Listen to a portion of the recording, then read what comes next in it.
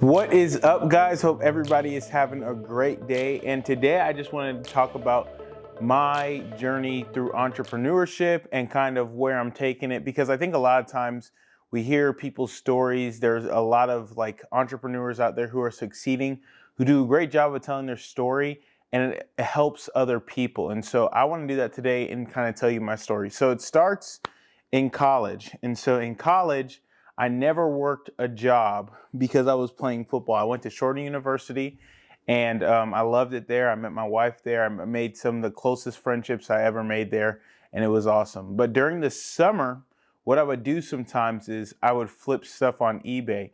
And how I would do that is I would go to Ross, shout out to Ross, and anybody knows that you can buy stuff at Ross, specifically football cleats, for like $10, $20 a pair. And then you can sell them online for like 80 to 90 bucks a pair.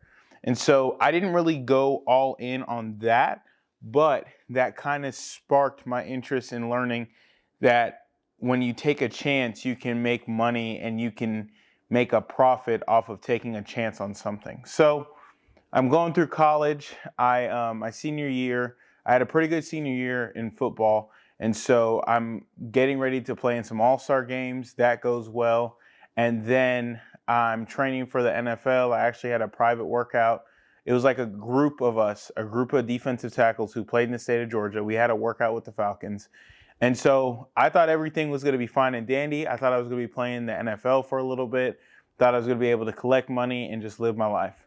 Well, that unfortunately did not happen. I believe God does everything for a reason in our life, but that time was tough for me because I really had put a lot of time and energy into that goal that I had. And so during this time, I had started a brand called Confidence 924. And it's something I'm still working on and trying to perfect to this day. But Confidence 924 is based off the scripture of 1 Corinthians 9:24. And it says, "Don't you know that all run, but only one receives a prize? Run that you may obtain it." And so I created these shirts for myself because I knew somebody who was a family friend who could do screen printing and embroidery and stuff like that. And when I made this shirt, literally every time I would wear it, somebody would give me a compliment about the shirt. And so from there on, I decided to try to start that as a business. And so I had my buddy, Jordan Reed, who's still my good friend to this day. We started selling shirts, and they were actually selling. But one thing that I was learning as I was starting to sell, and one thing I didn't say is during this time I was also getting my master's degree.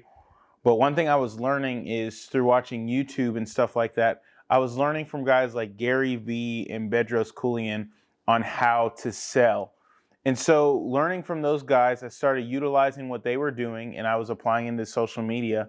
And I'm not telling you I built a six-figure business or anything like that, but I was selling on social media and it was constantly coming in. So this was right after the draft.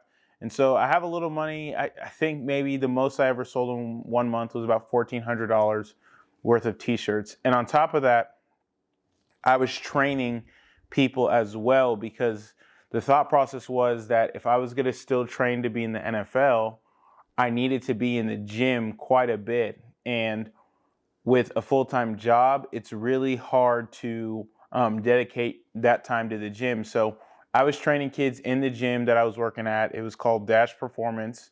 It's in Lawrenceville. It's a great gym. I recommend anybody in the Gwinnett County area to go check out Dash Performance. And so I was making money from that. I was probably making about $1,000 a month in training. And so from there, I was making about $2,500 a month. And a lot of people sometimes look for the big score in order to determine, okay, this is it for me. This is what I need to be doing. But I learned during that time that I had the ability to control my own hours. I had the ability to go as hard as I wanted to go. And through that, that's where I really think the entrepreneur niche really kicked into gear for me. It had already gotten kicked into gear because of confidence. But when I saw that I was making money and I was really determining my own hours and I had my own freedom, it wasn't a lot of money. It was $2,500 a month, but it was enough money to say, hey, I think I could do this. But long story short, I went and I actually worked for my uncle and grandfather's company called Compact Industries. I had shown my uncle what I was doing with my own brand, and while it wasn't a lot, I really felt like I could bring value to the family business. And so he allowed me to start working there in 2019. And so my job was to be in charge of the social media. And the cool thing about a family business, I tell a lot of people, is that while this may be your job description, you oftentimes get opportunities like this. And so on top of doing social media, I got to do coupons, I got to build out trade show displays, I got to do photo shoots, I got to do all this stuff. And I really understood that I had a strength in marketing, I had a strength in creative, and I had a strength in storytelling. I think that when it's all said and done, marketing and branding is just storytelling. And so 2019's going, and as it's going, I actually I started working at the church in March of 2019, and that was a great experience. I'm still there. I absolutely love it. And so I'm doing the church thing, I'm doing the confidence thing, and then I'm also working with the family business. Well, in June, this next part is why you should always you should understand how all relationships matter. So the ministry I was doing, I was involved with a nonprofit, but I was also doing it through the church. And it allowed me to basically be the chaplain of South Gwinnett's football program.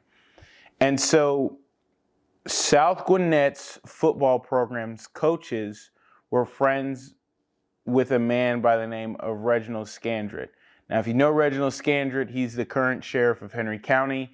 And there's a reason why that plays a big factor into all of this. So it's June. Reginald's older sister had grown up with my dad in DeKalb County. They went to church together. And so he was having a campaign kickoff to say he's going to run for sheriff of Henry County. And I decided to go because I would get to hang out with the football coaches at South outside of the coach's office, just to fellowship and get to know them. Well, they didn't end up showing up, but one thing that was cool about it is I got to talk to Reginald at the end of the event. And he was asking me what I was doing, and I told him I was working on social media campaigns and marketing campaigns and really the digital aspect of all of that for the family business, and I was doing it for myself, like on the side independently. And so he told me to give my phone number to his wife because she was the campaign manager. And so I gave it to her, and I wasn't really thinking anything about it. But then about a month later, I get a call from him, and he basically tells me that he needs help on his campaign, and he wants to talk and see about the things that he could be doing better on his campaign. And so right around this time, I was studying digital advertising. I was studying from a paid aspect. I was studying from an organic aspect to not only help it was mainly to help the business, but it was also to help the t-shirts that I was selling. But it was mainly for helping my uncle and grandfather's business. And so I went to his house, and he asked me, we were basically talking. I had created some content for him because I loved creating content. And so I loved creating content, and that's what I'll tell anybody. If you ever want to get into like the content creation space for a career, I would tell you to really invest in making your own content look good. That way you have a portfolio for other businesses. But from there, I went to his house and we got to talk a while. And when we were talking, he was basically like, okay, so what can I pay you to consult on my campaign? And so I gave him a number. I'm gonna keep that disclosed, but he was like, great, let's do it. And so that campaign was actually the first time I had ever had a client ever in my journey, in my career, anything. And so it was really cool because I got to apply. I got to see if I was actually as good as what I thought I was when it came to marketing. And so we're going through the campaign. Well, long story short, people are seeing what his campaign is doing, and they're giving him credit. They're, from a paid perspective, people are like, we see you everywhere. And he was telling me this, and it was going really well. And so from there, I keep doing that for a couple of months. And so it's the end of 2019. Well, side note, goes back to relationships. Through the ministry, John Starr, who's the owner operator of Chick-fil-A in Snellville, we got to sit down and we just got to talk. And I originally went there to fundraise for the nonprofit I was involved with, but over time we developed a friendship. And so John has a great looking family. If you see him on social, you know what I'm talking about. But I was doing a photo shoot for my uncle and grandfather's business, and I thought that they would be the perfect family for that. And so I asked him if he would want to be a part of that. He was like, yes, absolutely. And the funny thing about it is he even told me that we could come to his house to do the photo shoot. And so from there, I go to his house and we're doing the photo shoot. But as the photo shoot is going on, and this is really what changed my life, and you'll hear a couple names throughout this whole process that really have changed my life, and John's one of them. But as the photo shoot is going along, he is asking me about just marketing in general. And so we start talking, and again, I had always known, like, for me, it's better to be prepared for an opportunity and not get it than to get the opportunity and not be prepared. So I had created a couple of pieces of content for John's store, and just basically something that we could show him, that we could make it a point. Like I could show him and say, hey, this is what I could do. And so he starts asking me questions about how it applies to his business. I show him some of the content. And long story short, he comes up to me at the end of the photo shoot and he was like, hey, stop by the store and let's talk one day. And there are certain times, and anybody who's an entrepreneur will understand this, there are certain times in your entrepreneurial career that you'll have little wins. And that was a little win. And the reason why I looked at that as a little win is because of the fact that this guy who owns the Chick-fil-A could probably go out and find 25 agencies to work with, but he decided to have a meeting with me. So we sat down, we had a meeting. He asked me to write him up a business plan, and I wrote him up a business plan, and he was basically like, let's get started in January. And so whenever you're doing campaign stuff, sometimes it can be independent, but because it was a company like Chick-fil-A, I had to get the legal stuff in place. And that's how FR Heart 2 Enterprises was born. Now, behind the name, and I can go into more detail about this later, the reason why it's called FR Heart 2 Enterprises is because that was supposed to be the name of a holding company for any business I had. But because we had gotten started and I didn't want to tell John, hey, let's wait a little bit longer so I can get all this stuff in order, I just wanted to go, that became the name of my marketing company.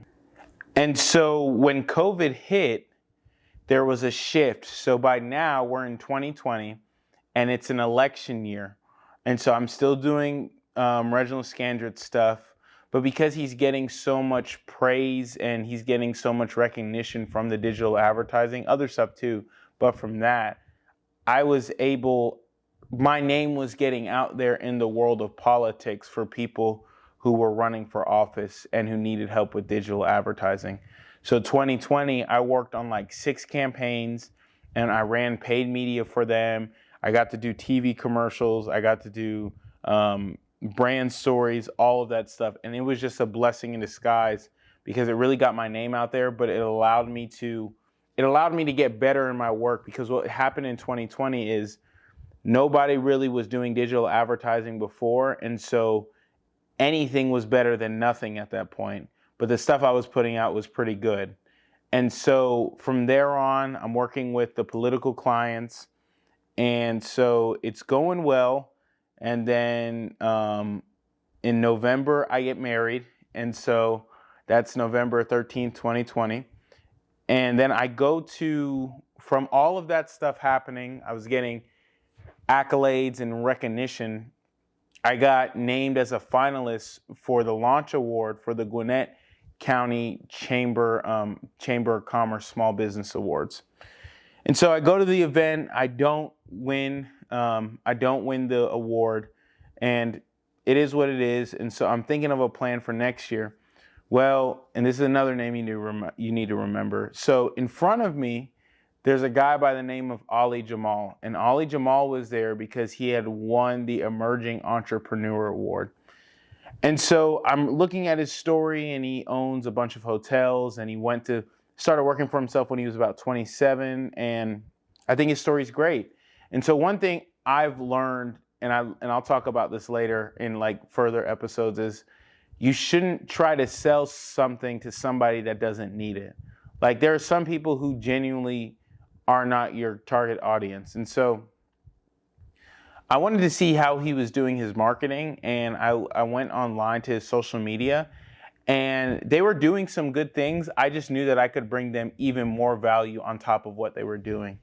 So, like Yo Gotti says, it goes down in the DMs. I reached out to Ali via Instagram direct message, and he met with me, and we talked for about an hour and a half at a lunch, and he told me to write him up a proposal. And so in February of 2021, I started working with Ali. And so that really changed my life because it gave my company some real credibility in the sense of working with an 8-figure company.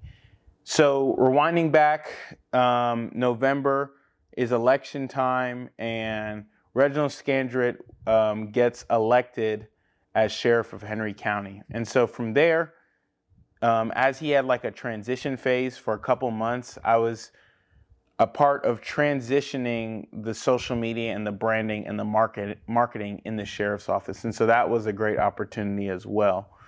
And so from there, whenever again, this is something that I want you guys to remember as well. Whenever you get a big client, always try to give them more value than they're paying you for. Because at the end of the day, if you give a big client more value than they're paying you for, they will share your name to other people. And so that's what I did. I really went all in on giving Ali as much value to his company of Stable Gold Hospitality. Well, from there, my name started getting out in multiple ways. Because I was working with such a great company like Stable Gold, there's been lots of companies that have wanted to work with me for that reason. And then from the political landscape, I've been able to stay strong in the political field because of the fact that I got a win in my first year of being in the political world.